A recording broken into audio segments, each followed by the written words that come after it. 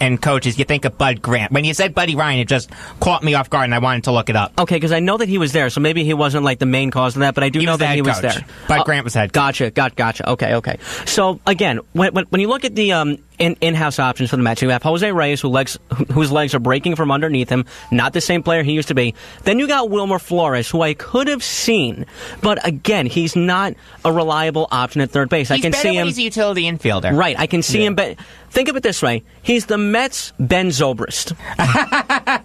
He's a second baseman. He's a shortstop. He He'll could play potentially any position you ask him. Pretty much. But then you have a guy like T.J. Rivera. He's a young guy who I like, but he's more of a second baseman to me. So to me, I think that this can bring a potential spark to the New York Mets on offense, maybe. But the thing that I think we're really underrating about Todd Frazier is his defense, because when he was on the Yankees, and the Yankees played in primetime a lot, we have seen it. It wasn't the greatest thing in the world, but considering the transition from Headley from third base to first base, it was a pretty even trade-off for me, and I think Todd Frazier thrived on defense, in my opinion. No, he was a good defender for the Yankees. It's just when you take a look at the stats, the guy hit .213. Yeah. That's what drove below me nuts the Mendoza about him. line. Yeah. I mean, the reality is you wanted the Yankees to bring him back. I didn't, because the Yankees have a low-average, high strikeout guy in Aaron Judge. Now they have Stanton, too. Yeah. And now Giancarlo Stanton. Even Sanchez. Well, Stanton and Sanchez can hit for a high average. Aaron Judge, the first 2 months after the All-Star break, July and August, fell off a cliff. Man, that was rough. Had a great September. He did. I mean, that's what salvaged his season in my eyes. But I never wanted Todd Frazier back. I understand why the Mets did this. Todd Frazier will give the Mets at least 20 home runs. He'll give them at least, let's say, 60 RBIs. I mean, it's the Mets. He's not going to get 76 RBIs again. He's not playing for the Yankees. Right, but I feel like his home runs are going to take a hit because Citi Field is obviously bigger. Yeah. But I feel like he is going to hit more RBIs, in my opinion. So I could see maybe, I don't know, maybe 1570. 1570. Okay. So I have more home runs and less RBIs. You have less home runs and more RBIs. That's fair. So what about average? Average. I feel like he can push about, I don't know, probably 275. Maybe. 275? That's pushing it. Are you nuts? Yeah, nah. I don't know. Like maybe. He hit 213 last year. You expect his average to jump up 60 points? He played better in the National League. He played in the American League last year. I understand that, but when he was on the Reds, he played well in the National League. He's not that player anymore. I understand. I feel like he still can be, though. Oh, I disagree with you. He's not that player anymore. He's not that all-star anymore. Okay, so let's just say in the range, maybe, what did you say? 230, if I'm being generous. About 230? Okay, fine. Then I'll say maybe in the range of 242 to 250 at most. I'll change that. Holy moly. Michael Anthony, when we were talking, scared the living mercy out of me. You just scared the living mercy out of me with something that out of left field. No pun intended. Gee whiz, guys, what do you have against my cardiologist? It's not me. It's Michael Anthony. That did it to even more. You're listening to Beyond the Game on the Voice of Nassau Community College, 90.3 WHPC. This show is on twice a week, Tuesdays at 5 p.m. and Fridays at 3 p.m.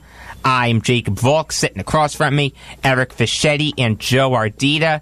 Number to call if you have something on your mind is 516-572-7440.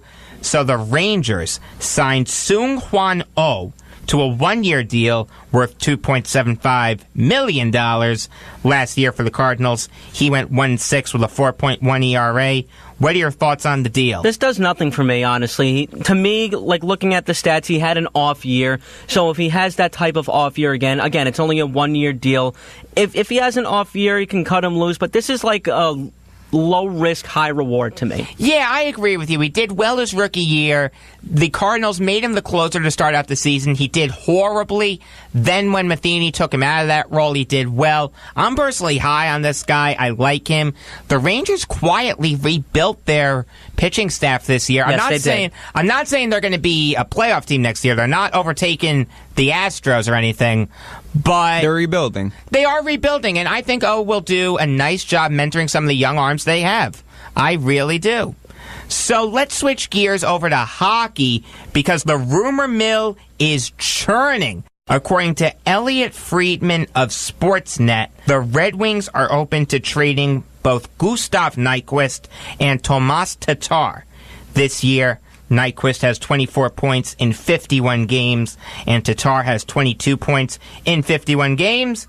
Eric, do you think that Detroit should trade him? And what do you think they can get for him? To be honest, I like them both. But I do think that it's a little doubtful that they trade Tatar because they just signed him to a 4-year extension, too. Yeah. So, I don't know. I would say maybe if Detroit falls out of the playoff race, I don't know, anything can happen. You might say, all right, maybe something isn't working. But if they're right there, I think they should hold on to him. I agree with you. I like Nyquist.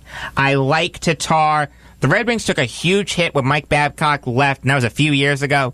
Jeff Blashill has done nothing for that team. Oh, no, the Red Wings are hurting. They stink. I got news for you. They are really, really bad. I understand why Nyquist and Tatar are being shopped by the Red Wings, but these are guys you can build around if you're Detroit. I wouldn't want to trade them. But then again, if you do trade them, they always hold a spot in anywhere in the league. Yeah, that's fair. Okay, I see your point. I just wouldn't do it personally. I wouldn't do it either until...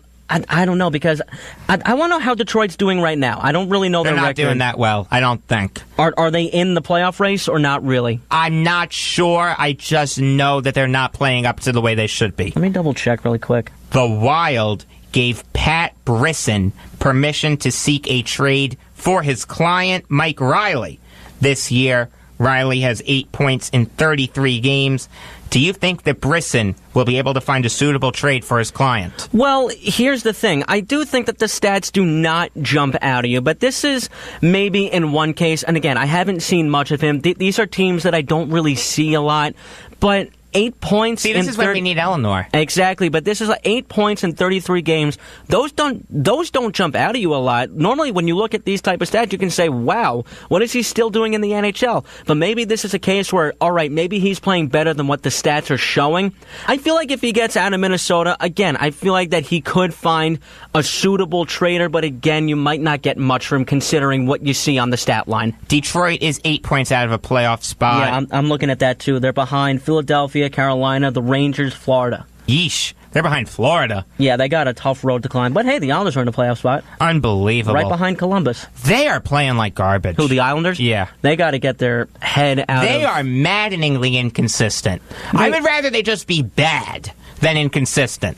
At this point, honestly. But the Islanders have the talent to do well. That's what's so infuriating. I know. They have one of the best offenses in the league. Garth needs to make a trade because now Scott Mayfield might be hurt. He's not going to. He's content with mediocrity. The Islanders are content with mediocrity. If Garth Snow does not do anything, I'm telling you, I'm calling for his head. I've been calling for his head, but even more so. Yeah, I hear you. According to Larry Brooks of the New York Post, the Coyotes have put Max Domi on the trade block for some inane reason. This year, he has 22 points in 52 games.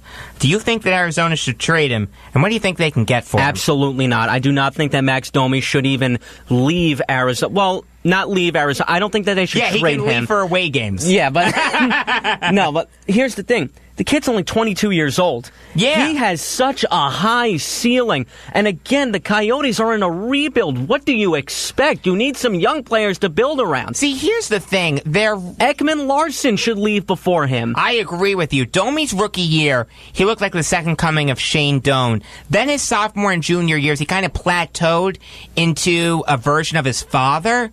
But you know what? That's okay. He's a third liner. There's a role for that in the league. I would not trade Max Domi if I was the Coyotes. Is there anything wrong with fielding offers for him? Absolutely not. But to have the slightest, conscience in saying, maybe, we can get to... No, don't do it. I agree with you 100%. The kid's young. He's only going to get better from here. I'm not saying he's going to be a Connor McDavid or Austin Matthews level. Definitely not. But he's got a high ceiling. He will be a serviceable NHL player. I agree. I can see him maybe as a second liner. I'll say third line.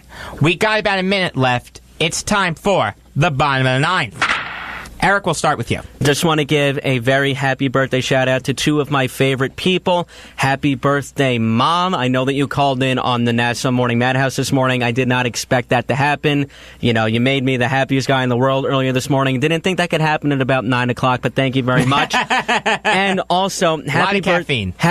You're not kidding. Happy birthday to one of the greatest baseball players that was ever on a baseball field, Babe Ruth, who would have turned 123 years old. Wow. Time flies realize when you're dead. It's also Ronald Reagan's birthday today. Is it? Yeah. Oh, I missed that. I didn't know that. Joe? I want to give 2 shout-outs. One to Tom Brady, who did not shake Nick Foles' hand after the game, although he did shake Fletcher Cox's hand. I didn't notice that. I didn't notice that either. I just read an article. Apparently, he walked off the field. There was not a photograph of them taking at least being... Nick Foles said that he couldn't find Brady after the game. That's classy. Yeah, very classy, right, in New England. Second of all, I want to give a shout-out to the referee who was in the Atlanta Hawks and Knicks game. Kent Bazemore was fouled on a 3-point shot, and they did not award the third free throw after the second free throw was missed. The Knicks took off flying in the fast break, and no one stopped to say, hey, he needs a third free throw. So shout out to that ref. That was such an awful game to lose. Yes. I remember that like the back of my hand. So, Edwin Jackson passed away on Sunday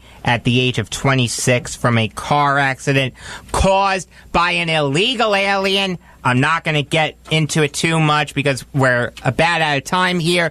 All I'm going to say is Donald Trump is 100% right. God bless him. I'm proud that he's my president. All right. Looks like we're about out of time here before I get shot by a bleeding heart liberal social justice warrior. For Eric Fischetti and Joe Ardita, I am Jacob Volk saying that a great catch is like watching girls go by. The last one you see is always the prettiest.